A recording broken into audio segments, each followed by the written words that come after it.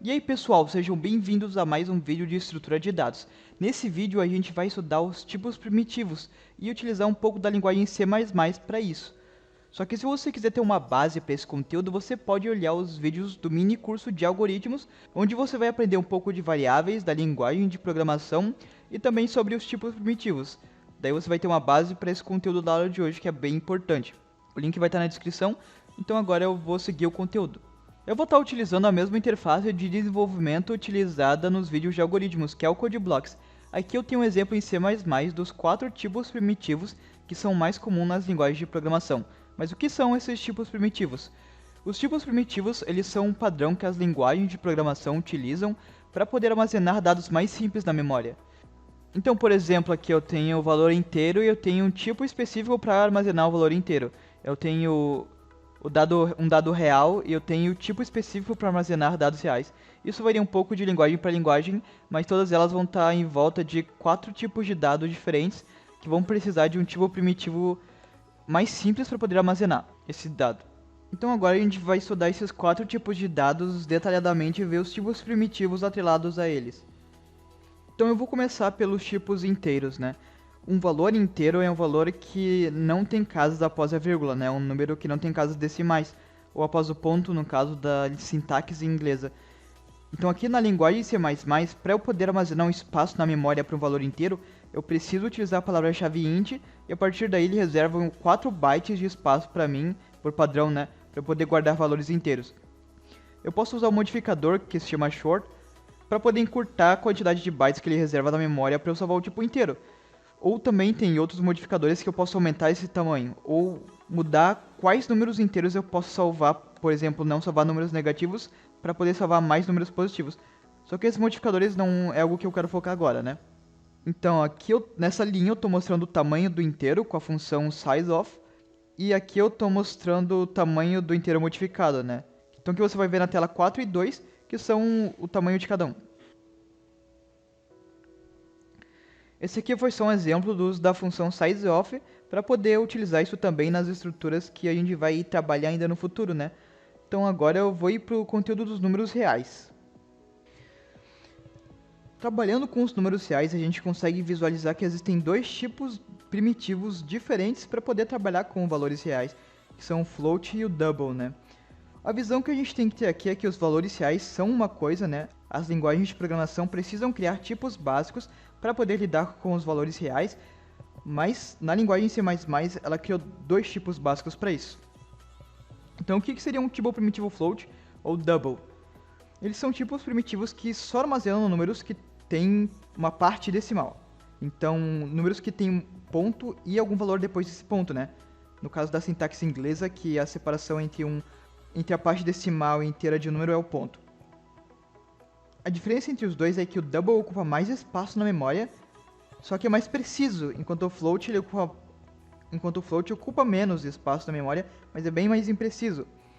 Então aqui eu estou mostrando o tamanho dos dois, através do sizeOf, da função sizeOf, e eu vou compilar o código para mostrar. Então eu tenho o float que ocupa 4 bytes e o double que ocupa 8 bytes. Então se eu quiser mais precisão, eu preciso gastar mais recurso para isso, né? Enquanto se eu não quiser tanta precisão, eu posso economizar um pouco mais de memória. Então agora eu vou continuar falando sobre os caracteres. Na linguagem C++, um caractere é uma estrutura de dados primitiva que consegue suportar letras, entradas de teclado e caracteres especiais. Ele consegue suportar esse escopo de dados, né? Como ele faz isso? De maneira tabelada. Eu tenho uma tabela aqui, através de números inteiros eu represento os caracteres. Por que eu faço isso? Porque diferentes linguagens podem possuir diferentes maneiras de poder representar símbolos especiais. Por exemplo, na linguagem japonesa eu tenho kanjis, ele é um caractere, mas como é que eu vou representar? A solução que encontraram, de maneira geral, é uma tabela que, através de números inteiros, que é comum para todos, né, representar esses caracteres especiais, essas letras de diferentes linguagens, etc. Eu vou mostrar um exemplo da tabela que a gente vai estar utilizando, que é a tabela ASCII. Na tabela ASCII, o que a gente tem que prestar atenção? Vou utilizar as colunas decimais e a coluna char, que é basicamente a representação em caractere dos valores decimais. Existem outras colunas, só que elas são outras bases numéricas que a gente não vai utilizar. Então, na parte decimal eu tenho o número 109, né, que representa a letra M. Esse é o exemplo que eu vou estar utilizando no código. Então vou voltar para o código. Então agora eu vou mostrar na tela os exemplos. Eu tenho o primeiro exemplo, que é a entrada de teclado espaço, separando uma letra em um caractere especial. O outro seria o número inteiro sendo convertido para a letra M. E também vou mostrar o tamanho do caractere, como de praxe, né? Agora eu estou apertando a petição de rodar o código e mostrar aqui, né, o tamanho do caractere, a letra e o caractere especial separados pelo espaço, e o valor ASCII, né, que seria a letra M. Ele transformou o número inteiro 109 na letra M. Agora eu vou ir para os valores booleanos, que vai ser o último tipo primitivo que a gente vai abordar, né, o último tipo de dado. O booleano é a representação de dois valores distintos na memória. Então eu tenho true ou false, que basicamente representam verdadeiro ou falso.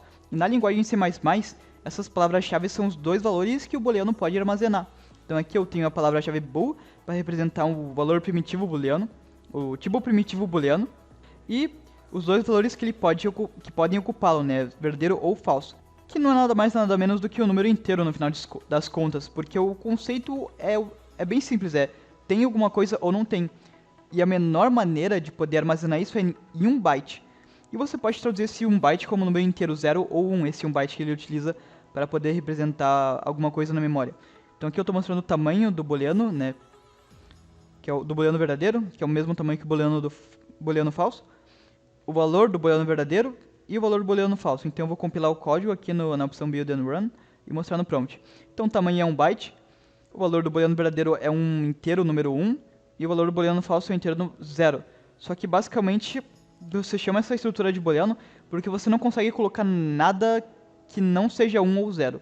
Então ele sempre vai impedir você de colocar um valor diferente. Por exemplo, no true aqui, eu estou colocando o valor 5. Ele vai arredondar para 1. Ele vai não arredondar, ele vai transformar em 1. Vou demonstrar na tela. É 1. Então ou é 0 ou é 1.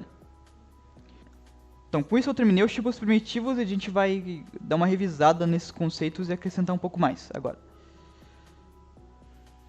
Nessa aula a gente viu que os tipos primitivos servem para as linguagens trabalharem com dados mais simples utilizando a memória do computador. Na próxima aula a gente vai ver como as linguagens trabalham com esses tipos, formando estruturas mais complexas com eles, que no C++ são as chamadas structs. Também vamos utilizar umas funções para trabalhar com esses dados, então eu recomendo que veja o curso de algoritmos para relembrar esses conceitos.